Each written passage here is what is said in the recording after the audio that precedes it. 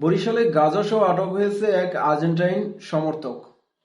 সেই খবর আবার আরেক আর্জেন্টাইন সমর্থক এসআই প্রকাশ করেছে ব্রাজিল সমর্থক বলে।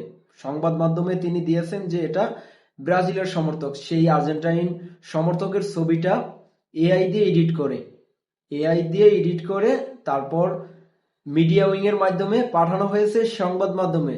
সেটাকে প্রচার করতে বলা হয়েছে ব্রাজিল সমর্থক বলে। এই ঘটনাটা কিন্তু বরিশাল মেট্রোপলিটন পুলিশের কাছে আটককৃত আসামিকে নিয়ে। বরিশাল মেট্রোপলিটন পুলিশ একজন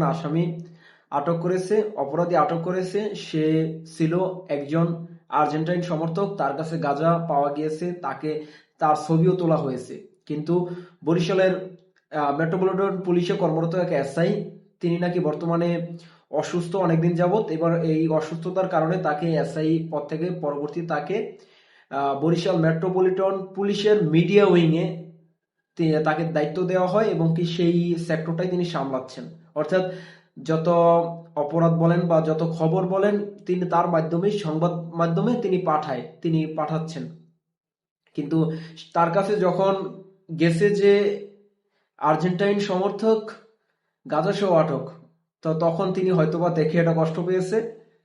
তিনিও একজন আর্জেন্টাইন সমর্থক। পরবর্তীতে সেই তার ছবিটাকে এডিট করে, অর্থাৎ এআই দিয়ে এডিট করে ব্রাজিল সমর্থক বানাইছে।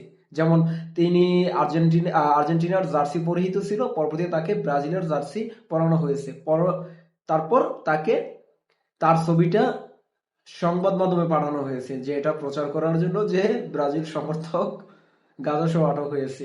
এই ঘটনা আসলে কি বলবো, যে ব্রাজিল আর্জেন্টিনা এরকম চুরি করে বিশ্বকাপ নেওয়া, চুরি করে এটা করা সেটা করা, তারপরে আবার আর্জেন্টিনার আবার সমর্থকগুলো সেই একই ক্যাটাগরির, এবং কি সেটা ছোটখাটো কোনো সমর্থক নয়।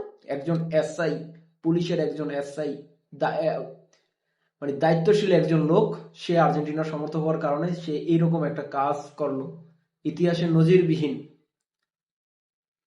কিছু বলার ভাষা নেই যে একজন আর্জেন্টিনার সমর্থক গাঁজাসহ আটক হয়েছে, তাকে এআই দিয়ে ব্রাজিল সমর্থক বানিয়ে তারপর মিডিয়াতে প্রচার করে।